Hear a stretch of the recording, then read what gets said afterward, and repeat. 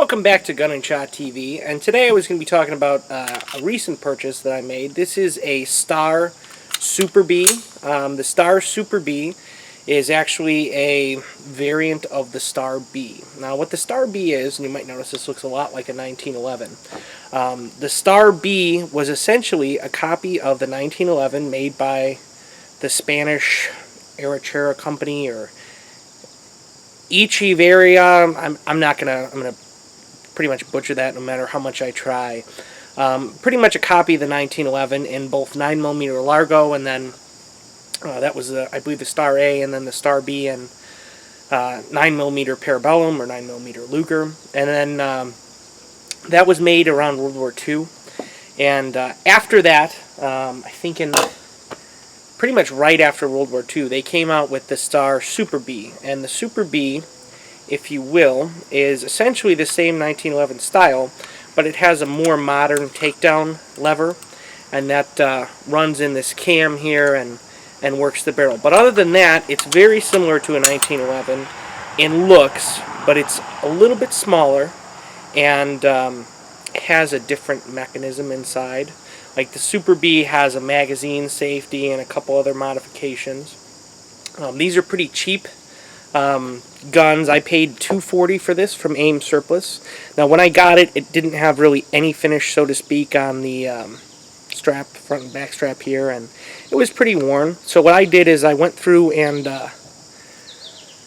re-blued it. I made a video of that process if you're interested. I did screw it up a little bit and put a little nick here when my punch broke, so it doesn't look perfect. I'm probably going to redo it, maybe go for some like peacock blue on some of the small parts to make it look a little bit neater.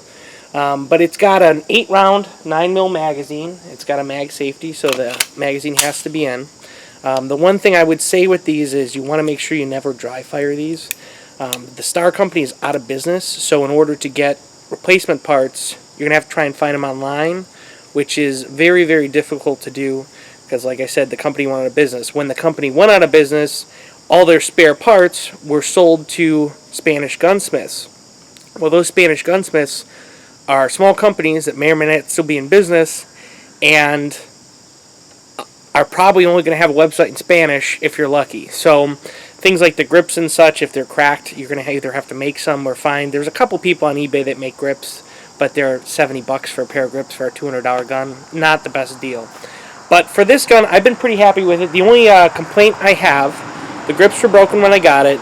AIM was nice enough. They sent me a replacement set for free. They were awesome. I recommend them for that. I came with 2 magazines, a factory magazine and what I assume is an aftermarket. The aftermarket does not drop free.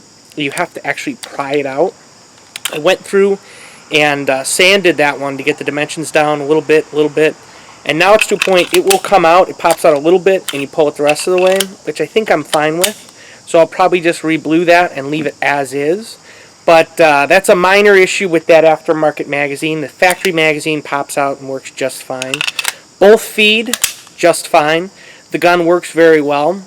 So for $240 for a 9mm 1911 clone, it's a pretty neat gun. I'm going to take it to the range and show you how it shoots. I did notice that this is a little wobbly, the slide to frame fit. Now I did mess with that a little bit and get it a little bit tighter. And to do that, I used a bench vise and I just kind of pinched the slide, as I found that's maybe not something they would recommend you do nowadays, but back in the day, the Army manual for marksmanship or whatever recommended that process. So I did that. I might make a video showing you how to do that if anybody's interested. But we'll take it to the range, throw some rounds down range, and see how it shoots. I'm down on the range with my Star Super Bee.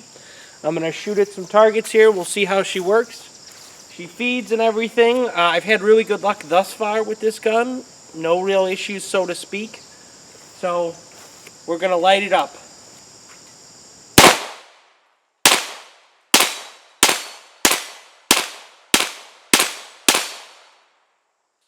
This is the aftermarket magazine, but as I said, doesn't eject well, but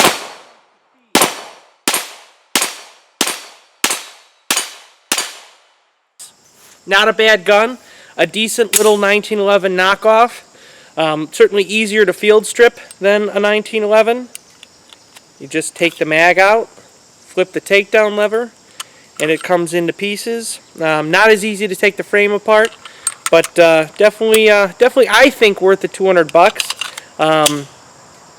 And definitely a neat piece of history, something to play around with, and something, you know, if you want to practice refinishing or something like that, a worthy candidate for that, because there's not a whole lot of money that you got invested in it. So for Gunning Shot TV, this is Chris saying thanks for watching. Make sure you comment, like the video. If you didn't like the video, leave a terrible comment, dislike the video. And if you want to see more videos like this, be sure and subscribe, and I'll try and put up more interesting stuff for you to see.